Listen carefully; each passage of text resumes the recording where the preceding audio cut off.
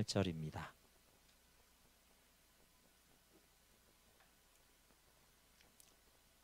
네, 디모데후서 4장 7절, 8절 말씀입니다.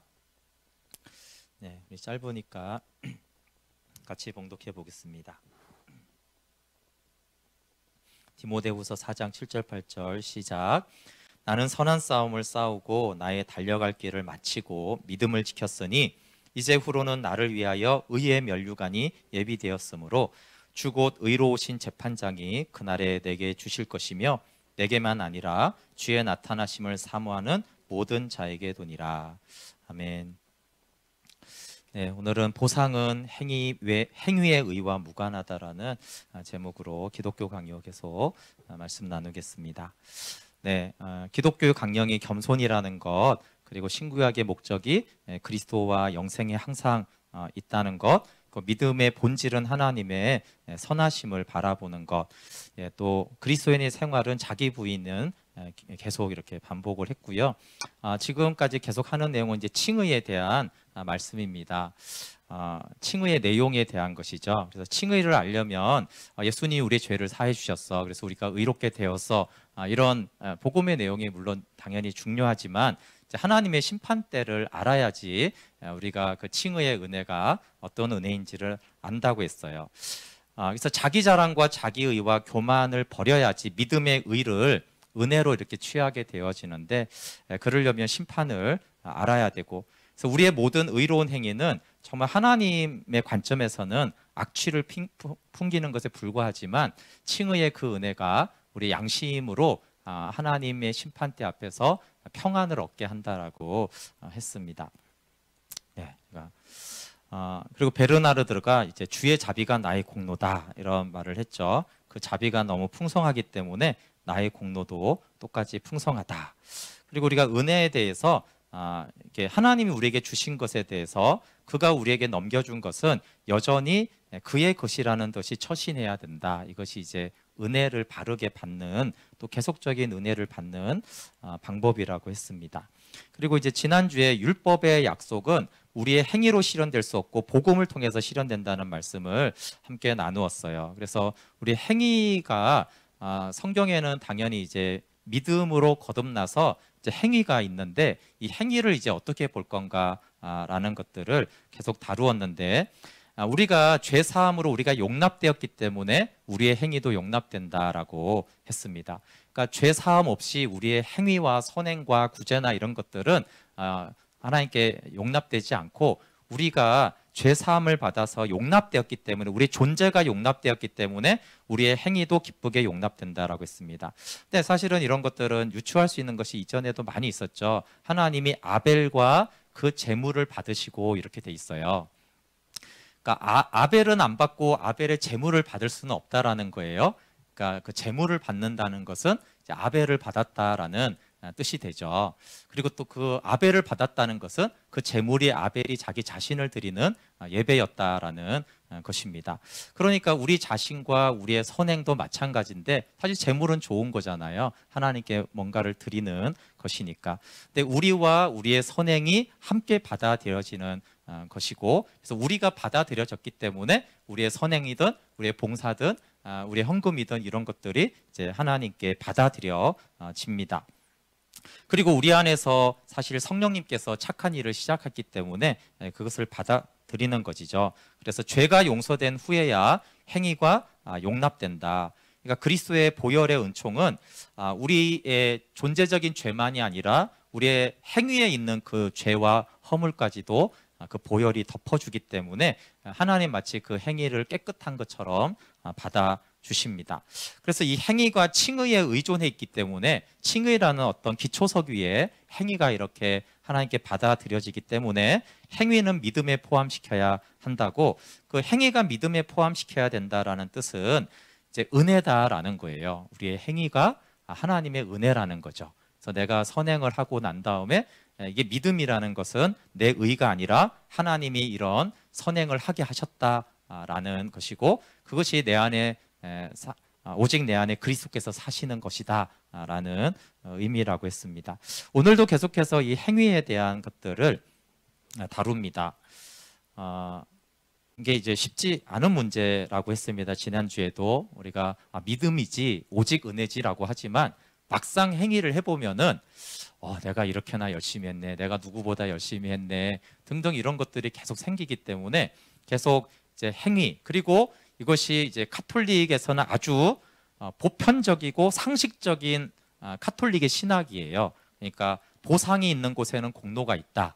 즉 하나님이 너희가 이렇게 하면 내가 이렇게 상을 줄 거야 라는 것은 이제 공로라고 하는 것이고, 그 공로가 점점 이렇게 과장돼 가다가 결국 이제 면죄부를 파는 데까지 공로 사상이 갔다고 그랬어요. 그래서 지금 칼빈이 계속 반대하는 거는 공로주의예요. 공로 사상. 그러니까 우리가 구원받는데, 죄 사함 받는데, 의롭다고 여김을 받는데 털 것만큼이라도 기여를 한다라는 거에 대해서 계속 칼빈은 아니다라고 계속 자르는 것입니다. 그것은 전적인 하나님의 은혜야 된다. 그런데 이제 오늘 계속, 근데 성경에는 선행을 하면은 네가 이렇게 착한 일을 하면, 네가 선을 행하면 내가 이런 보상을 해주겠다. 또 심지어는 그런 자에게 영생이 있다, 이런 표현들이 성경에 많이 있단 말이에요. 그걸 가지고 이제 카톨릭은 계속 이거 봐라, 성경에는 이렇게 주님의 뜻대로 살면 이런 보상이 있다고 그랬다. 그러니까 이제 이런 선행은 가치가 있고, 또 어떤 말씀에는 그치 마치 구원을 주는 것처럼 표현된 것들도 있기 때문에 계속 이제 얘기를 하는 거예요. 오늘도 이제 그런 것들을 더 다룹니다. 대부분은 카톨릭 신학자들이 이렇게 주장했던 공로주의와 또 공로까지 어떤 거는 안 가더라도, 아니 선행이 얼마나 가치가 있고 중요하고, 하여튼 우리가 뭘 했을 때 우리가 크게 되는 뭔가인데 왜 너는 자꾸 하나님의 은혜 외에는 이제 공로가 없다라고 말하느냐라는 그 대립관계에서 대부분 설명이 되는 것입니다. 이게 아주 정말 이런 표현들이 사실은 많기 때문에 이제 이런 얘기를 대답을 해야 되는 거죠. 하나님이 행한 대로 갚는다, 이런 표현도 또 너무 많은 거예요, 성경에. 그래서 인자가 아버지의 영광으로 그 천사들과 함께 오리니 그때 각 사람이 행한 대로 내가 갚아주겠다 그랬고, 이는 우리가 다 반드시 그리스도의 심판대 앞에 나타나게 되어 각각 선악간에 그 몸으로 행한 것을 따라 받으려 합니다. 이렇게 이제 행한 대로 받는다, 행한 대로 갚아준다라는 것들이 이제 많이 있기 때문에, 아니 행한 대로 갚아준다고 하지 않았느냐. 그러니까 저런 행위가 너무나 중요하고, 그럼 당연히 이제 선행을 하고 헌금을 하고 예배를 드리고 구제를 하고 하는 그대로 이제 하나님이 갚아준다라고 주님이 말씀하셨다. 이런 것들이 굉장히 설득력 있게 이렇게 주장이 되어지죠. 그거에 대해서 이제 칼빈은 하나님은 선행의 경주를 통해서 하나님의 생명을 소유하도록 우리를 인도하신다. 그러면서 분명히 하나님이 이제 일하라, 선을 행하라 이런 것들을 말씀하셨는데, 예를 들어서 요한복음 6장 27절에 보면 영생하도록 있는 양식을 위해서 일을 해라. 그리고는 바로 같은 절에 이 양식은 인자가 너희에게 주리라, 이렇게 말을 했어요.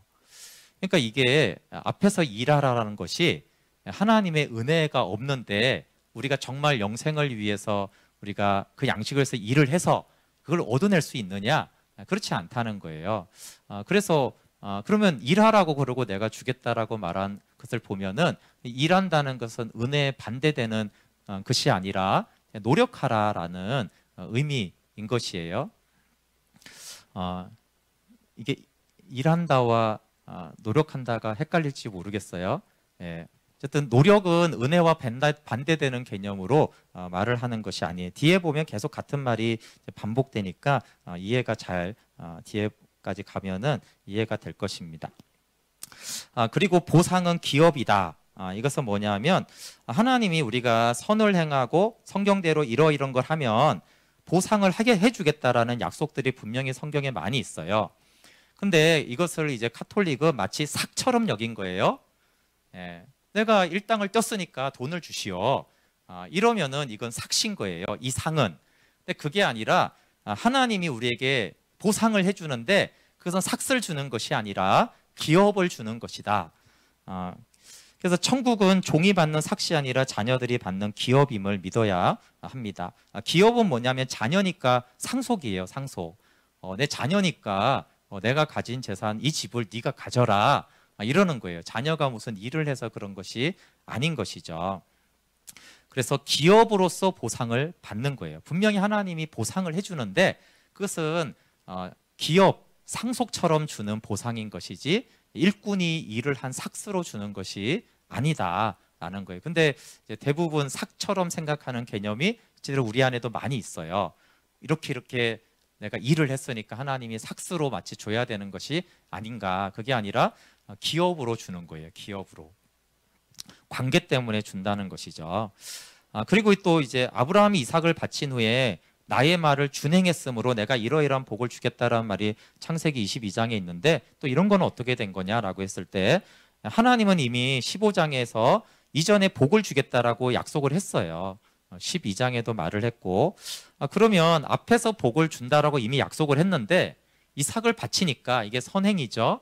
그러니까 또 하나님이 네가 이삭을 바쳤으므로 내가 복을 주겠다 이런 말이 있는데 그러면 이 앞의 복과 뒤의 복은 이제 어떻게 되는 것이냐라고 했을 때 그것을 말은 어렵지만 내용은 쉽습니다.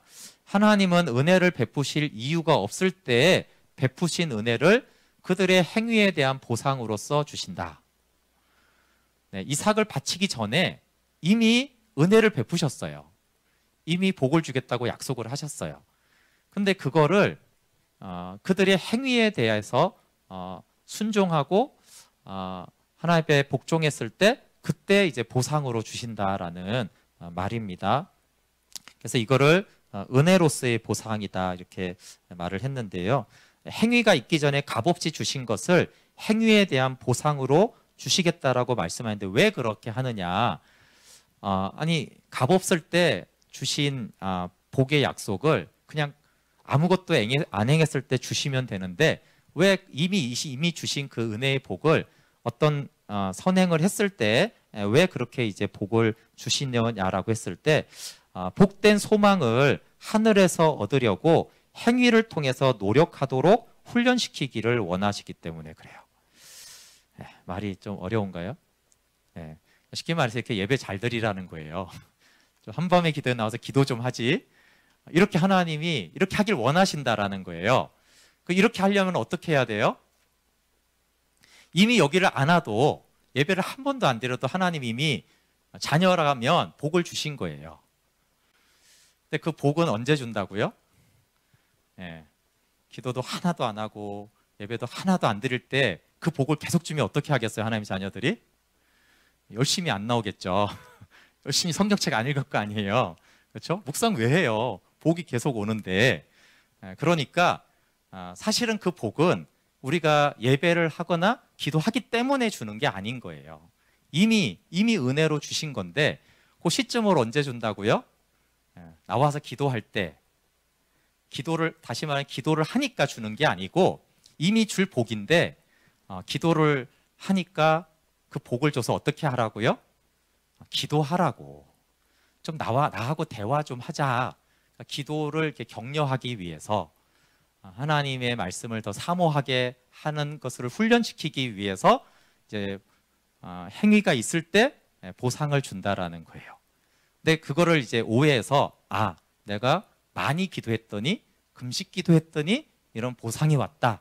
이런 것들은 너무나 삭시되기 때문에 너무나 이제 오해라는 것이죠. 만약에 우리가 행위를 하고 보상이 없어도 자격 없을 때도 복을 팡팡 주시면 더 하나님께 나오는 사람에게는 행위가 없어도 복을 주십니다. 그래서 항상 행위가 있어야 복을 주는 건 아니죠. 어떤 사람에게는 방탕한데 복을 줄 수도 있어요. 그것이 하나님께로 더 나오고 더 말씀을 사모하고 그렇게 한다라면 그러니까 하나님의 관심은 어쨌든 우리가 연약하니까 우리를 하나님의 보좌 앞으로 더 이끌기 위해서 행위가 있을 때 복을 주신다라는 것이고 그게 골로새서 1장 4절이 이게 거꾸로 돼 있는데요. 내용은 이는 그리스도 예수 안에 너희 믿음과 너희 성도에 대한 사랑을 들었으며 이게 사랑이 있잖아요. 그렇죠? 믿음이 있고 사랑이 있어요. 그러니까 선행을 막 골로새 교인들이 행했어요. 그러니까 왜 그랬는가 하면 너희를 위하여 하늘에 쌓아둔 소망으로 말미암았다. 그것은 복음 진리의 말씀을 들었기 때문이다. 그러니까 복음을 듣고 하늘에 쌓아둔 소망을 알고 사랑의 의무를 열심히 실천했어요. 하늘 소망을 얻으려고 열심히 노력을 했다라는 거예요. 예. 그러니까 하늘 소망, 하늘의 복을 얻기 위해서 열심히 순종을 한 것을 이렇게 칭찬하는 거예요. 그래서 한 가지는 선행에 대해서 하나님의 전적인 은혜고, 하나는 하나님이 이 선행을 하도록 굉장히 격려하신다라는 것이 이제 두 가지 구도입니다. 그래서 주님이 약속하신 보상이 공로가 아님을 알도록 포도원의 비유를 말씀해 주십니다. 네, 계속 이게 부딪히는 것 같은 건 분명히 보상이 있다는 거예요. 근데 그 보상이 있는데 그 보상은 공로 때문에 주는 것이 아니다라는 얘기를 하는 것이고, 또 공로가 아니다 그러면 보상이 없느냐 이렇게 할 수 있기 때문에 아니다, 공로는 없는데 보상은 있다, 이 얘기를 계속 하는 거예요. 그래서 이 포도원의 비유를 보면 우리 시간으로 오전 7시에 이제 포도원에 간 사람도 있고 오후 5시에 간 사람도 있는데 모두가 다 한 데나리온이라는 같은 삭을 받습니다. 이것이 은혜의 탁월성을 말하는데, 이게 노동의 대가라면 차별이 있어야 되는데 노동의 대가 삭이 아니라 선택받은 자에게 은혜로 주신 거죠. 그러면 이게 똑같이 주는 것을 통해서 늦게 온 자에게 한 데나리온을 주는 것을 통해서 일찍 온 자가 뭘 깨달아야 돼요? 이 포도원에서는 보수가 아니라 은혜로 받는 거구나 라는 것을 아침부터 온 자도 깨달아야 된다는 거예요. 그래서 포도원의 주인은 똑같이 일한 시간이 다 다르지만, 양이 다르지만 똑같이 은혜라는 의미를 가르쳐 주려고 그렇게 했다는 것이죠. 보상을 약속하시는 목적, 그러니까 말하자면 공로는 없는데 왜 하나님은 보상을 약속하시냐라고 했을 때, 카톨릭은 자꾸 그 보상을 공로로 하고 생각한 거예요. 공로가 있으니까 보상을 받지, 일을 했으니까 상을 받지, 이런 식으로 생각을 했는데, 공로는 없지만 보상을 하나님은 약속해 주었어요.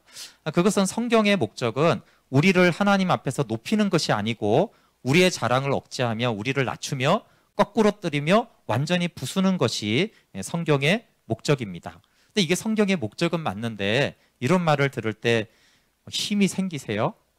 안 생기잖아요. 하나님 우리를 부서뜨리기 원하시고 교만을 꺾으시고, 그럼 이제 내용은 맞는데 힘이 안 난단 말이에요. 그래서 이런 말씀만 우리가 계속 들으면은 하나님 맞는데 정말 힘이 안 나네요. 위로가 없네요. 이런단 말이에요. 그래서 하나님이 보상을 약속해 주는 거예요. 야, 너희가 결국은 깨져서 결국은 십자가에 못 박혀서 이제 나를 경외해야 되는데, 그렇지만 하나님이 이제 그 과정을 힘을 내라고 보상을 약속해 주신다라는 거예요. 그러니까 우리가 광야는 겸손이 목적이지만 하나님 메추리와 만나와 생수와 구름 기둥과 불 기둥을 주시잖아요. 그 길을 갈 수 있도록 힘을 주시고 위로하시고 돕는 그 일들을 하나님은 하게 하시는 거죠. 그래서 자기의 소유뿐 아니라 자기 자신마저 버리고 포기한다는 것이 얼마나 어려운 일인가. 주님이 뜻하신 대로 우리가 따라가는 것은 정말 어려운 거라는 거예요. 근데 이게 대단한 사람에게만 하셨으면 좋겠는데, 문제는 모든 신자에게 초보로 가르치는 첫 단계가 자기 소유뿐 아니라 자기 자신을 포기하고 주님을 따라야 된다라는 거예요. 그리고 하나님은 이것을 가르치신 후에 이 십자가의 훈련으로 우리를 일평생 동안 우리를 연단시킵니다. 그래서 현세의 유익을 바라거나 의지하지 않게 하시죠. 네, 또 이제 칼빈이 그대로 쓴 건데, 그리스도는 신자들을 이 세상에서는 어디를 보아도 절망에 부딪힐 수밖에 없도록 만드십니다. 네, 그러니까 주님은 십자가를 지게 하기 위해서 이 세상에서 정말 절망밖에 없구나 이렇게 만드는 거예요. 그래서 바울도 우리가 바라는 것이 다만 이생뿐이면 모든 사람 가운데 우리가 더욱 불쌍한 자다라고 했어요. 그렇게 이 세상에서 볼 수 없는 복을 하나님이 자신에게서 얻으라고 한 거예요. 다시 말하지만 이런 얘기만 하면 맞는 거는 알겠는데 기운이 빠지잖아요. 맞는데 한숨이 나오네. 이러니까 하나님이 그래서 상을 주신다라는 거예요. 그래서 행위의 공로가 아니라 우리가 그리스도를 믿기 때문에 받는 불행이 있잖아요. 주님을 따르다 보면은 고난을 받고 불행하고 중상을 당하기도 하고 그 밖에 여러 고통을 받을 수 있어요. 그것에 대해서 하나님은 내가 충분히 보상해 주겠다라고 말씀하시면서 이 길을 따라오는 것이 불행하거나 그렇게 맨날 한숨 쉬는 것이 아니다라고 하시는 것이죠. 그래서 주님은 자신을 믿는 백성들, 그러니까 그리스도를 믿기 때문에 이렇게 고난이 있는 사람들에게 노고로부터는 안식을 주시고 박해받는 자들에게는 번영과 즐거운 상태를 주시고 주님 때문에 슬픈 자들에게는 기쁨을 주고 빈곤으로부터 부요와 치욕으로부터의 영광을 주님이 주시죠. 즉 주님을 위하여 그들이 당한 모든 재앙을 변화시켜서 더 큰 복으로 만들어 주십니다. 그래서 공로와 보상은 무관해요.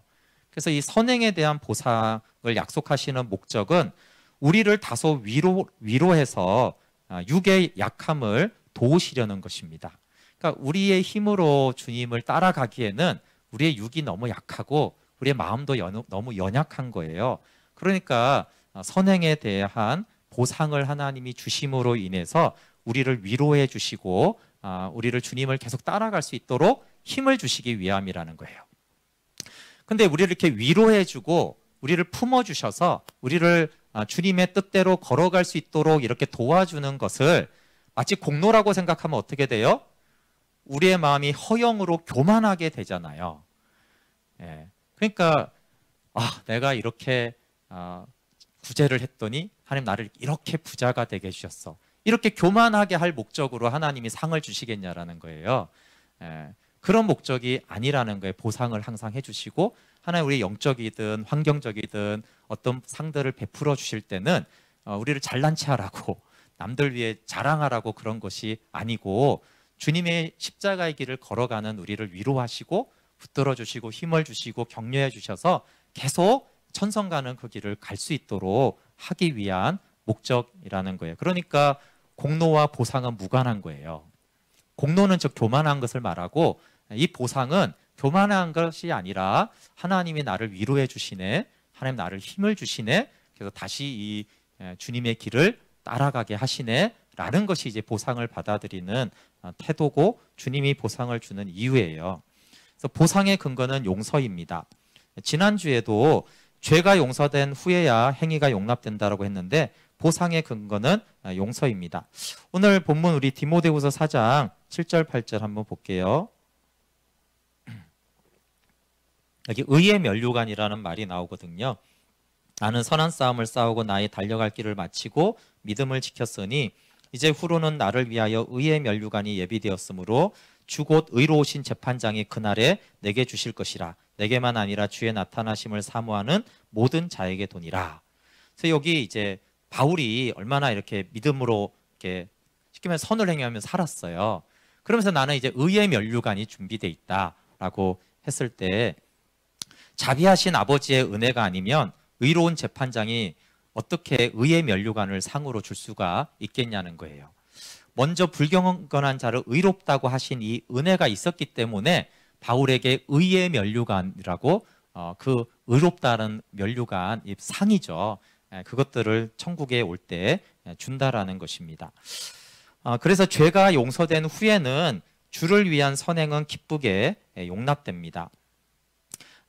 하나님의 심판의 기준으로 평가한다면 우리의 선행은 추악한 찢기로 더럽혀져 있지만 우리가 실망하지 않도록 용서에 의해서 하나님을 우리의 선행이 기쁘시게 합니다. 그래서 칭의에 근거한 주님을 위한 선행만이 하나님을 기쁘시게 합니다. 그래서 공로가 아니라고 하지만 이 보상을 주실 만큼 하나님이 칭의에 근거한 봉사를 매우 기뻐하시고 이것들을 우리가 그럼 계속 이렇게 봉사를 하라고 격려를 한다는 거예요. 하나님이 우리의 봉사와 선행을 얼마나 좋아하시냐 하면 우리가 아무리 무가치하고 부족해도 너거로우신 하나님은 반드시 보상해 주신다는 확고한 신념을 가져야 한다. 우리가 생각해도 이렇게 봉사해서 되겠어? 이렇게 봉사해가지고 이게 하나님의 받으실까? 이런 수준의 봉사를 한다고 하더라도 하나님이 너거로우신 마음으로 우리에게 내가 보상을 해주겠다라고 하시면서까지 칭의에 근거한 봉사는 하나님이 매우 기뻐하시고 그 봉사를 지속해 가라고 하나님이 격려하신다는 거예요. 그게 보상에 대한 하나님의 뜻입니다. 그래서 칭의에 근거하지 않는 봉사는 정말 쓰레기에 불과합니다. 그러나 칭의에 근거한 봉사는 하나님을 기쁘시게 하고 보상을 약속해 주시면서까지 하나님은 너희가 계속 이 봉사를 계속해라, 이 선행을 계속해라라고 우리를 이렇게 격려하고 권면하기까지 사실은 봉사하고 권면하는 것이 구제하고 선을 행하는 것이 하나님을 기쁘시게 합니다. 그리고 하늘에 쌓는 보물에 대해서는 이것도 이제 하늘에 이렇게 쌓는 보물을 어떤 공로주의로 이렇게 생각할 수 있죠. 이건 주로 이제 헌금에 대해서 이것도 우리의 의가 아니냐. 하늘에 쌓는 보물에 대해서 하나님은 내 보물이 있는 곳에 내 마음이 있다라고 하는 말씀 때문에 이 말씀을 하셨고, 이것은 공로가 아니라 정말 하늘이 본향이라고 믿는다라면 모든 재산을 하늘에 미리 보내고 일시적으로 이 땅에 불편하게 사는 것을 슬퍼하지 않는 것은 그것은 지혜로운 자들이 하는 거라는 거예요. 왜냐하면 영원히 살 곳으로 재산을 많이 보낼수록 그 영원을 기대하는 사람들은 그것이 더 기쁘기 때문입니다. 그래서 우리도 하늘이 본향이라고 믿는다면 우리의 재산을 여기 두었다가 우리가 갑자기 하늘로 옮겨지면 정말 손해 보잖아요. 그게 아니라 영원한 그 천국의 하늘에 보물을 쌓아두는 것은 그것은 이제 지혜로운 일인 것이다. 그러니까 하늘의 영혼에 대한 소망이 있는 자들은 자기가 그렇게 믿음으로 그렇게 하는 것이지 그것이 공로주의는 될 수 없다. 즉 헌금은 그렇죠? 영원한 곳에 내가 영원히 쓰려고 모아둔 것인데 그것을 하나님 이게 내가 공로예요라고 할 수는 없다는 거예요. 그럼 하나님 아니 네가 영원히 쓰려고 저축해뒀잖아. 저축해둔 게 네가 어차피 쓸 건데 내가 쓸 게 아니라 그러니까 그런 것들이 헌금을 많이 한 것이 공로가 될 수가 없다라는 거예요. 오히려 지혜로운 믿음의 선택을 본인이 한 것이죠. 그리고 어떻게 하늘로 재물을 이전할 것인가? 하늘로 재물을 이전을 하는 가장 확실한 방법은 가난한 사람들을 돕는 것입니다. 그들에게 주는 것을 주님은 모두 자신에게 준 것으로 간주하셨어요. 성경에 여러 구절이 있습니다. 마태복음 25장 4절에 임금이 대답하여 이르시되 내가 진실로 너에게 이르노니 너희가 여기 내 형제 중에 지극히 작은 자 하나에게 한 것이 곧 내게 한 것이니라 하시고, 잠언 19장 17절에 가난한 자를 불쌍히 여기는 것은 여호와께 구워드리는 것이니 그의 선행을 그에게 갚아주시리라. 고린도서 9장 6절 이것도 연보에 대해서 말하면서 이것이 곧 적게 심은 자는 적게 거두고 많이 심는 자는 많이 거둔다 하는 말이로다. 그래서 하나님이 이게 되게 중요합니다. 선행은 공로가 될 수가 없지만 하나님은 우리의 선행을 장려를 굉장히 많이 한다는 거예요. 그래서 선행을 장려하기 위해서 원래는 하나님이 받을 만한 가치나 수준은 아닌데 그래도 봉사가 그 어느 하나라도 무가치하게 되는 것을 허락하지 않습니다. 되게 소망이 되죠. 그러니까 우리가 개떡같이 봉사를 해도 하나님은 어떻게든지 선행을 더 하게 하시려고 아유 그거 내가 받았다. 날라리 교사도 아우 네가 그래도 아이스 깨끼 하나 사줬잖아 이러면서 아우 잘했다고 이렇게 하나님 받아주는 거예요. 그래서 그 하나님의 심판대 앞에서는 정말 악취나고 쓰레기에 불과하지만 인간이 봐도 저렇게 봉사해도 되나 그래도 하나님의 자비하심이 그 봉사도 받아주시면서 내가 너에게 상을 주겠다라고 할 만큼 계속 그 선행을 장려하신다는 거예요, 하나님이.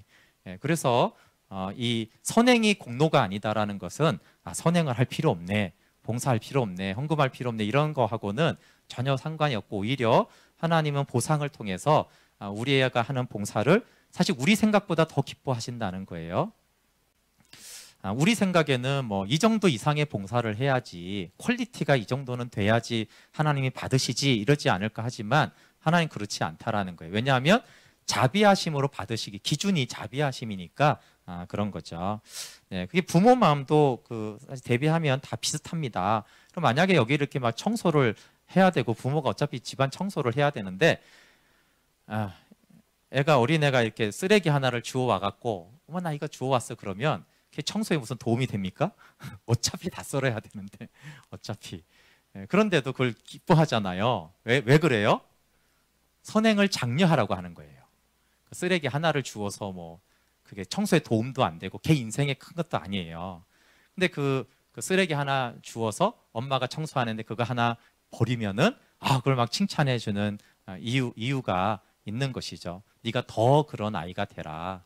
더 서로를 돕는 자가 되고 그렇게 하는 자가 되라고 이렇게 부모가 칭찬을 해주듯이 하나님 나라에 별로 도움도 안 되고 그런데도 불구하고 쓰레기 하나 주우면은 하나님 막 칭찬해 주면서 보상을 해주시고 맛있는 것도 주시면서 계속 그렇게 해라 이렇게 한다라는 것이에요. 그래서 우리의 봉사가 무가치하게 되도록 하나님이 하지 않으십니다.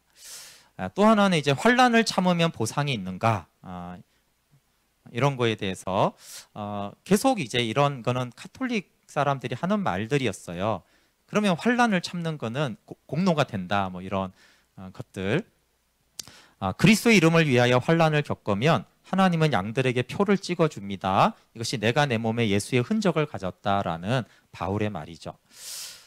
그리스도를 위한 고난은 예수님의 생명이 우리 몸에 나타나게 합니다. 고린도서 4장 9절 10절에 박해를 받아도 버림받지 아니하며 거꾸로 떨림을 당하여도 망하지 아니하고 우리가 항상 예수의 죽음을 몸에 짊어짐은 예수의 생명이 또한 우리 몸에 나타나게 하려 함이라. 네, 우리가 항상 예수의 죽음을 몸에 짊어지는 것은 환난을 받는 거죠. 주님을 위한 환난인데 그것이 예수의 생명이 우리 몸에 나타나게 하는 것이고요. 빌립보서 3장 10절 11절도 내가 그리스도와 그 부활의 권능과 그 고난에 참여함을 알고자 하여 그의 죽으심을 본받아 어떻게 해서든지 죽은 자 가운데서 부활에 이르려 하노니. 고난에 참여하는 것은 환난에 참여하는 것인데 그것이 이제 보상이 있는가라고 했을 때 그렇지가 않죠. 여기 그리스도의 고난에 참여한다라고 했을 때 이것은 부활에 이르는 것이에요. 부활에 들어가는 문이 고난에 참여하는 것입니다. 그럼 부활에 들어갔다는 것은 영생을 누리고 만물이 영원한 삶을 사는 부활의 생활은 보상이라는 말은 합당치가 않습니다. 보상보다 훨씬 더 큰 은혜를 주시는 것이죠. 그래서 우리가 부활을 체험할 수 있다라면 영원과 영광을 누릴 수 있다라면 그것은 보상이라는 말이 합당치 않고 가장 높은 차원의 은혜를 입은 것이죠. 네. 그리고 다음에 할 거를 잠깐만 제목만 하고 마치려고 합니다. 그리스도인의 자유에 대해서 자유에 대한 기독교 교리를 잘 알지 못하면 우리가 양심이 항상 불안과 동요를 느끼게 돼요. 그리고 이제 그리스도의 자유는 이 칭의가 얼마나 우리에게 많은 유익을 줬는가를 이제 보충 설명을 해주기 때문에 필요합니다.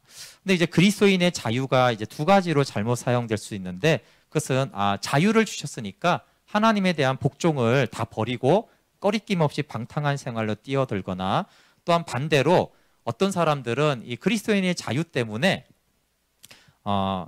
반대예요. 한쪽은 방탕하고 한쪽은 너무나 자유가 없어져야 된다. 왜 그래야지 율법적인 신앙이 된다라고 그걸 원하는 사람. 그래서 모든 절제와 질서와 분별을 그 자유가 폐기한다는 거예요. 예. 그 자유가 없어져야지 좀 이렇게 절도 있게 신앙생활을 하고 좀 이렇게 법도 있게 좀 이렇게 할 텐데 그래서 이 자유 때문에 이 두 가지 문제가 생깁니다.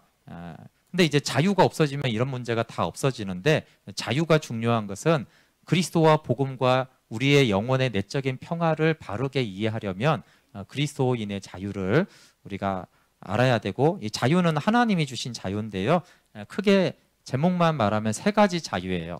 즉 율법으로부터의 자유예요. 이것은 정죄감과 양심에 대한 문제인데 정죄감과 양심에 대한 문제가 그리스도인의 자유를 알지 못하면 자유할 수가 없는 거죠. 이것은 이제 우리가 율법으로부터 자유롭게 되었기 때문에, 즉 우리가 양심이 고민될 때는 율법의 요구에서 해방되었기 때문에 그리스도만을 의로 우리가 여겨야 합니다. 이것이 이제 율법으로부터의 자유고, 두 번째는 율법의 강요를 받지 않고 자발적으로 순종하는 양심의 자유예요. 그래서 우리는 억지로 이렇게 봉사하고 선을 행하는 자가 아니라 하나님의 그 은혜 때문에 자발적으로 순종하는 자유. 지옥 갈까봐 천국 가기 위해 자유가 아닌 거예요. 내가 사랑하기 때문에 이게 자유거든요. 그리고 세 번째는 무해무익한 일들로부터 자유. 이제 무해무익하다라는 것은 뭐냐 하면 먹는 것, 그리고 옷 입는 것, 또 우리가 이렇게 생활하는 거 있잖아요. 그런 거에 대해서 아까 말한 대로 어떤 사람은 그런 거 다 필요 없어 이런 사람이 있고요. 그리스도인의 자유가 있는데 뭘 먹고 뭘 마시든 어떤 차를 타든 어떤 집에 살든 어떻게 여행을 가든 상관없어. 다 자유야. 이런 사람이 있고, 또 어떤 사람은 그리스도인이 가난하게 살아야지. 몇만 원 이상은 안 되는 거야. 막 이러면서 이렇게 그래서 이런 것들도 사실은 중요하다는 거예요. 어떤 옷을 입을지, 어떤 규모로 살아갈지. 심해지면 막 이렇게 빵 외에는 먹으면 안 된다. 실제로 이제 그런 사람들이 있었거든요.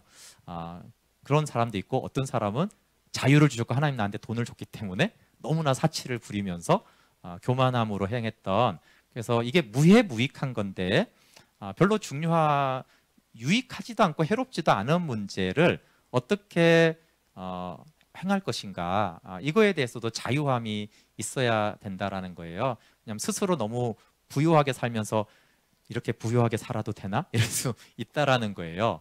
죄책감을 느끼면서 돈을 쓰는 문제도 생길 수 있고, 이게 또 정죄할 수도 있잖아요, 그렇죠? 남을 정죄할 수도 있고, 그래서 이 세 가지로부터의 자유케 되어야지 칭의가 준 은혜를 우리가 잘 누리는 삶을 살게 된다라고 해서 그리스도인의 자유 세 가지를 아는 것은 칭의를 알고 또 그리스도인의 생활을 아는 데 있어서, 교회 안과 밖에서 생활하는 데 있어서 중요한 부분이 됩니다. 네, 함께 같이 찬양하고 기도하겠습니다.